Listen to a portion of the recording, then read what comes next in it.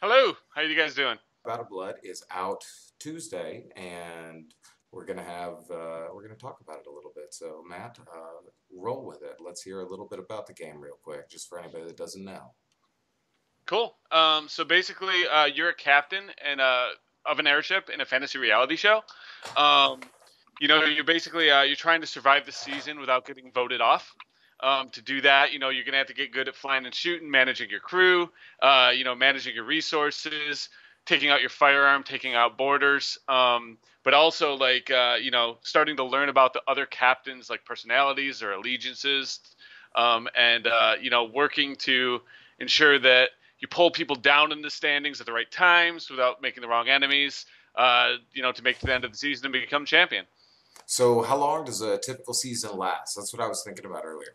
So like if you make it through, I'd say like you can get through in about 5 hours Oh, through a awesome. season. Okay, good, Um, cool. Most people like we haven't had anyone beat it in the first time through. Yeah. Usually it takes a couple run throughs, but luckily, we really wanted to make the game replayable. So every time we like randomize the zones, we randomize the events. We have like the system that like when you go into a zone, we can populate it totally differently with different events, different combinations of events. Also, the challengers change out, so we rotate the cast of challengers. So that changes both the relationship dynamics, but also when you go into these zones and take part in these events, depending on the challenger you're with, it'll like change the vibe.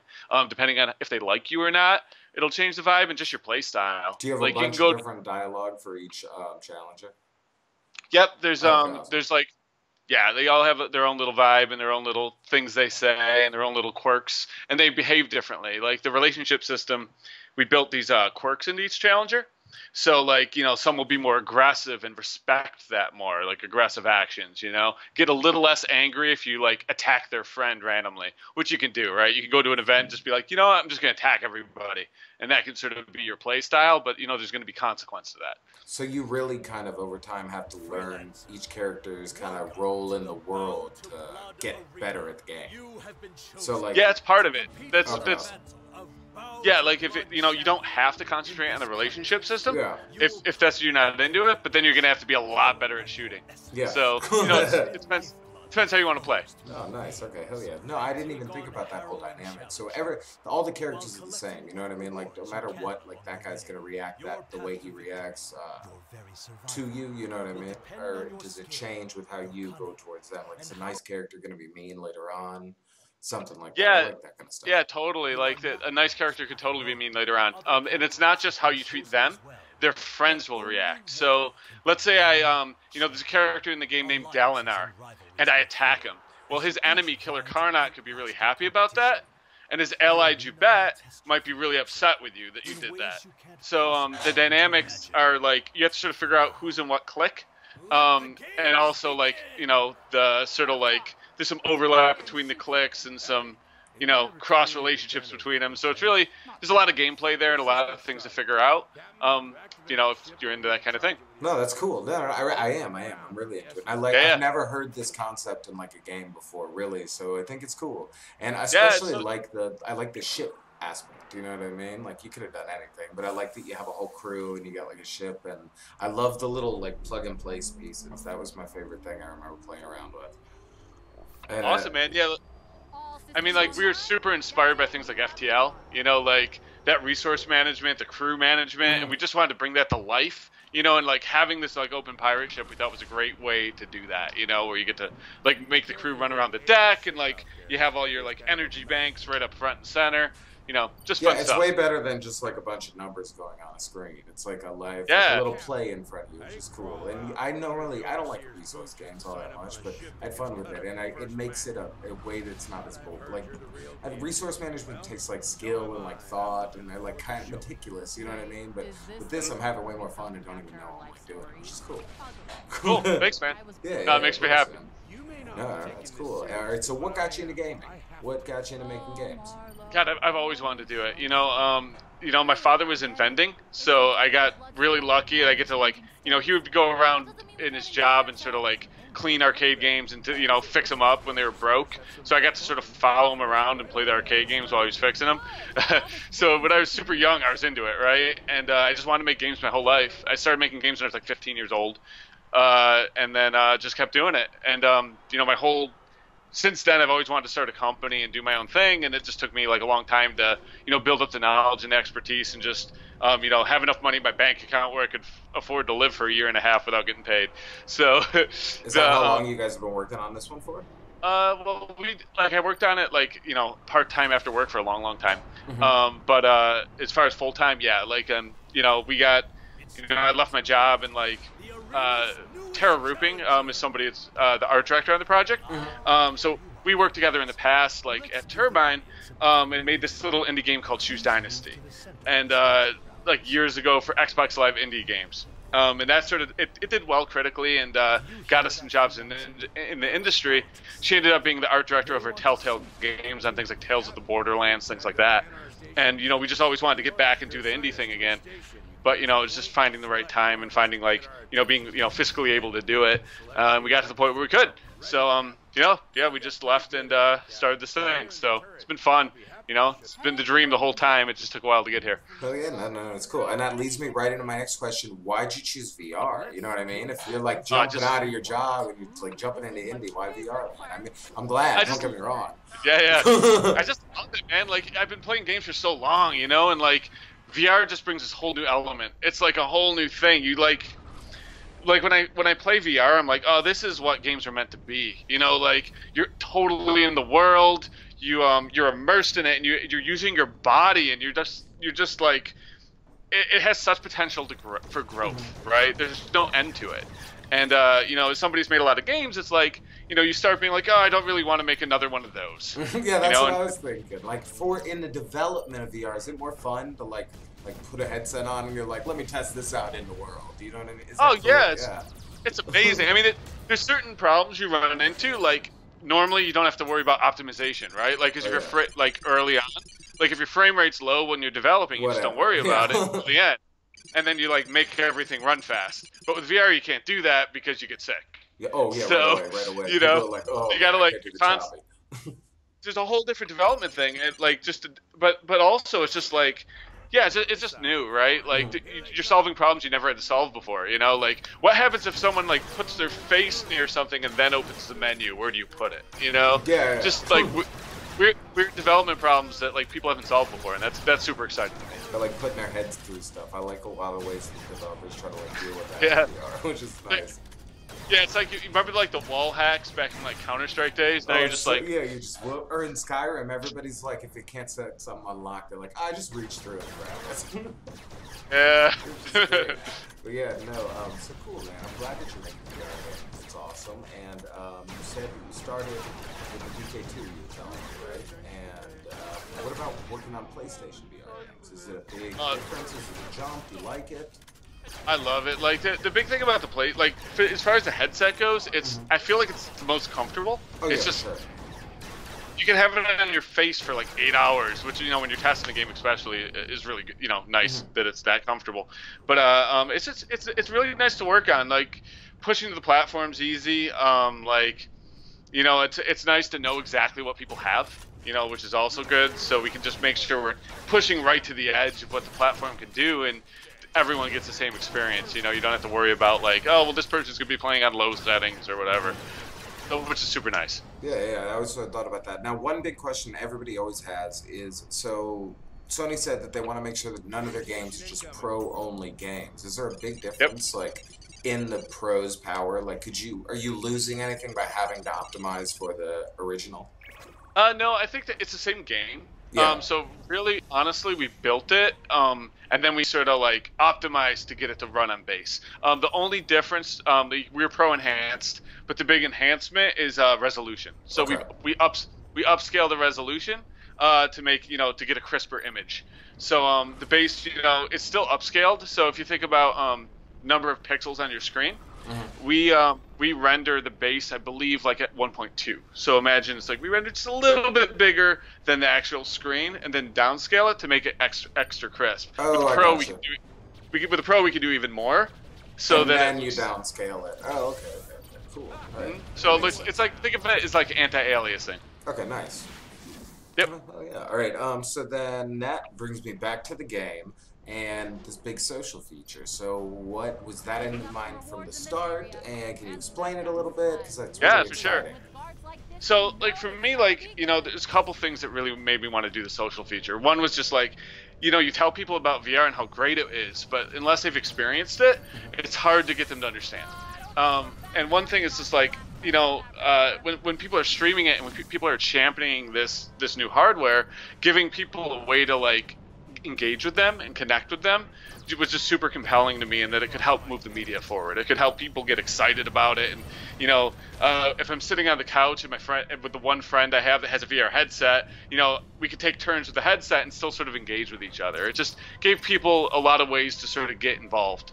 The other thing is just in the fantasy, with this fantasy reality show, things like Hunger Games and things like that. You think about the audience, dropping in parachutes and sort of interacting with the challengers, and that was just super compelling for our universe. So I was like, oh, it'd be really awesome if we could make a way where we could get like 50 people connecting to the same game, and they could all just like drop in they could all vote on what gets dropped in or upgrade a minion, and then give them that that ability to also get themselves in the game, get their name up on the billboards. So if I'm watching like one of my favorite people, one of my favorite like YouTube personalities, or watching my favorite Twitch personality or whatever it be, I can sort of get into his stream and see myself up in his billboard as well. I thought that'd be feel fun. like it really affected the world. I remember when PS4 first came out, they talked about games having that feature, and I was really psyched on it, but then it just kind of fell flat. I never saw a lot of games that took advantage, and I'm so glad you're doing it in VR.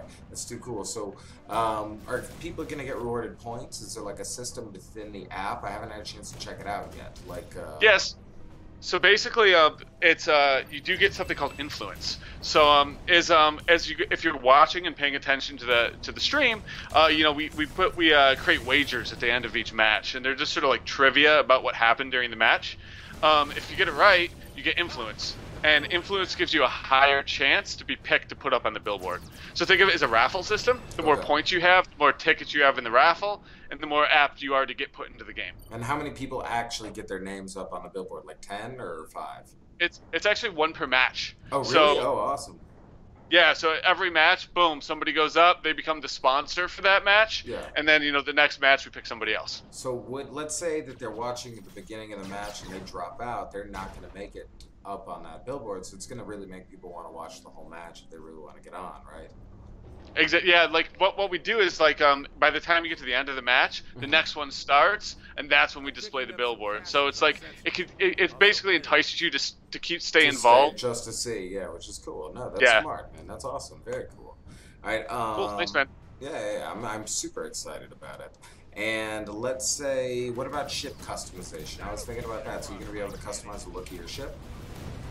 Not the look, though. You do get upgrades. So we have a sponsorship system, and there's a couple different ways to get sponsorships. You can get it. We have the sponsorships that only last for the duration of the match, and that comes from the people connected on the phone or on their PC. And then we have sponsorships that last for the whole season. And you can get those by earning something we call the laurels at the end of the match for like performing particularly well, or through like good relationships with certain challengers. So like the Keatses in our game are arms dealers, and they sort of do this arena thing to promote their family business. So you get involved with them, and you can earn, they'll give you options for how you want to be sponsored, and you can choose like, oh, I want homing missiles, or I want this other thing. And then that becomes a thing that you get on your ship, and you can use every match from then on. Oh, awesome. Cool. And can you upgrade that? Like, once you have that on your ship, can you upgrade that? Or is that in itself, like, the upgrade? And can I trade those out, let's say, if I want to? You can. So basically, you pick what you want, and then you can get multiples of that. So you can get, like, multiple beam cannons or multiple essence cubes, like essence charges, which are, like, the little cubes you move around. Mm-hmm. So you can get more than one of each. And then you can trade to other challengers for the duration of the match. So if you go into a match, you can get a call from like Killer Carnot, and he'll be like, "Hey man, I need some points. Could you give me a beam? I'll give you a beam cannon for it or whatever." And you can sort of make wheel and deal with the challengers a little bit. Oh, cool. So it's like its own little like world that you feel like you're a part of. That's cool. I like that. Do you got any tips for players that are jumping right in that you want to share? So Yeah, I mean, like one thing to think about is like every enemy has its own strengths and weaknesses, and there's a lot of different ways to play. Like you don't have to master every skill in the game, but if you think about the enemy you're fighting, choosing where to put the essence cubes, choosing where to put the crew, or even just how to approach them. Like you can use the mist for stealth, right, and go under the mist and like sneak up on the sniper. So thinking about like the battle you're about to get in will really help you do well. And we see this huge difference between players who play through it's their first playthrough and like their fifth or their third or whatever. You can go through if it's your first time through, you can have some real trouble with these enemies. And once you start learning the game and learning all like how to fly your ship and how to manage your ship better, you can get through a whole match almost without getting hit, which is great. So I'd say, but there's a lot. It supports a lot of play styles. So if you want to just get in there and start shooting stuff, that's something you can do. You just gonna have to be better at it, right? So it's really just how you want to play. If you like resource management, move the crew around, move the cubes around a lot, and you don't have to be as good at flying and shooting. If you like stealth, use the mist a lot and sneak up on people. Or if you like dialogue, you can just try to make friends with challengers and not get voted out, and that's totally okay too. Just have fun like that. Yeah, that's cool. I'm glad that you have that option for people. I was just thinking, so it's Move supported and it's DualShock 4 supported. Yep. What's your favorite? What's the pluses and minuses? What do you like to do? I like both for different reasons. I think I like the traditional flight controls on the DualShock a lot. Having the sticks is really great for flying. It's just, I was a flight sim guy, so that it really speaks to me. You get to aim with your head, so it's real, it's amazing how well you can aim with your head. It's just a whole different thing. Yeah, it's so good. I know. I agree. It's the best. Yeah, it's fun. And then, you get to use the controller for, still use it tactically for, oh my god, I just held an Xbox controller, I apologize. No, you're fine. You're fine. But that was my first thought, too, but you're fine. I know. You get to use a controller for picking stuff up it's great. And then the the moves are great for shooting and aiming and just that feel of grabbing things, right?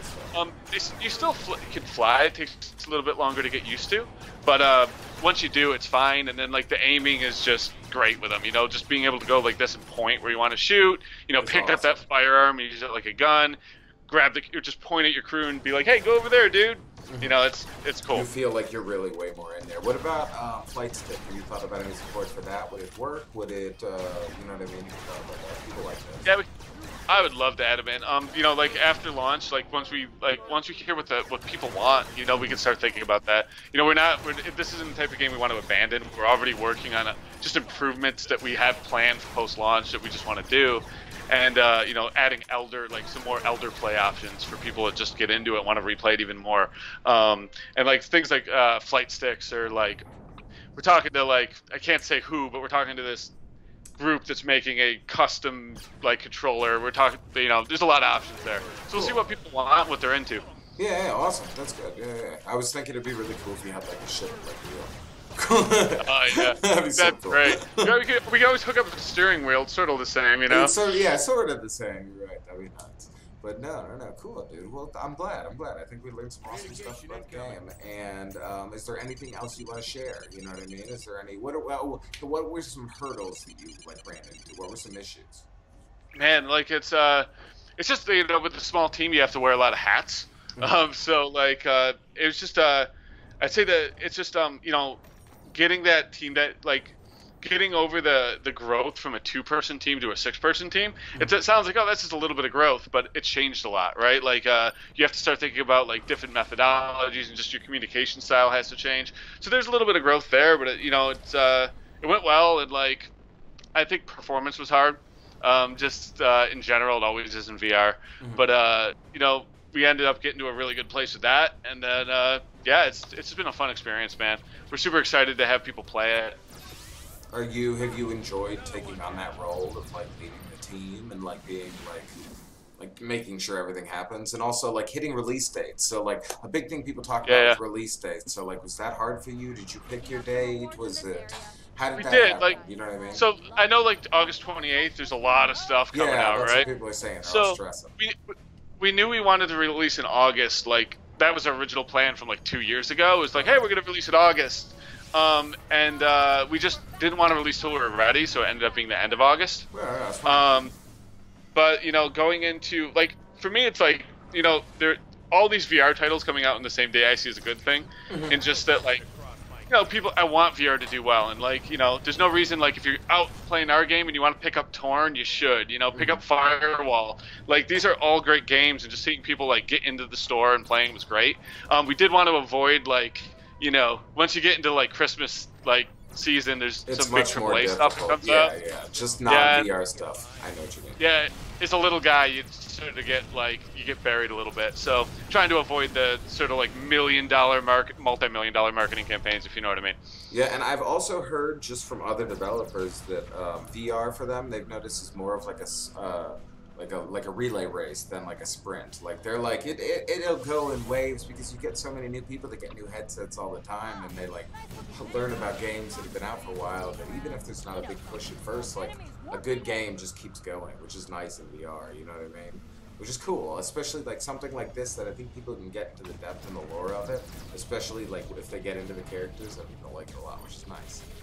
Thanks, man. Yeah, yes, yeah, I think it's. I'm just excited that there's such a good community in VR, and it's just, it's awesome to see people that care about it just play your stuff and hopefully be happy. Like as a kid, I was so happy playing games. That's really my goal, right? Just make some kid happy somewhere, you know. Yeah, because games gotten stale a little bit, and I feel like VR's bring like a real new breath into it, especially like for indie devs. Like it's so nice that like you guys are on the stage for like the first time in years, ever since like probably like Atari stuff. You know what I mean? Like it's been a while.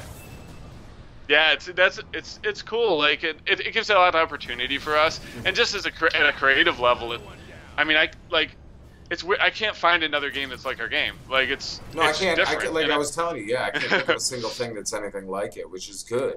It's a new world. VR just opens doors, and it's really exciting in that way.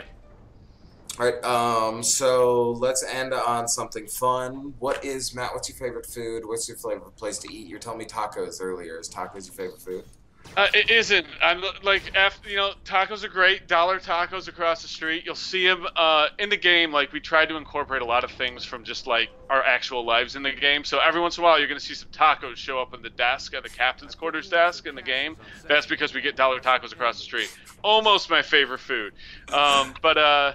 But I don't know what my favorite food is. I just like food. I had some amazing macaroons earlier, and it was great. So you're just an eater, which is good. Yeah, myself too. Yeah.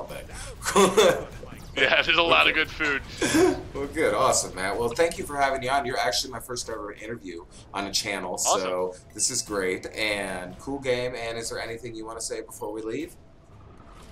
Just thanks. It's awesome. Love watching your stuff on YouTube, and thank you so much for getting our name out there and talking to me. Oh, you're welcome, dude. And Bout of Blood from Tribe Toys coming out on the 28th. How much is it going to be? Have we announced pricing and everything yet? It's $29.99, but if you pre-order it, you get 20% off. So you get it for $24. Awesome. Yeah, you can't beat that. And EU and North America, same day we're shooting for, right? Yep. EU, we got a little bit delayed due to a bunch of just paperwork and such, but it's coming out August 28th, same day, and then we're going to give PS Plus owners the same discount that the US people got during the pre-order. So they'll still be able to get that 20% discount when it comes out. Nice. Okay, good. That's super nice of you. All right, beautiful. Well, Matt, thank you for coming through, and I am excited to play the game and have like 50 people in the audience playing with me. That's going to be nuts, man. It's going to be so much fun. Awesome, man. All right. Cool. Thank you, dude. You're welcome, dude. Have a good day. You too.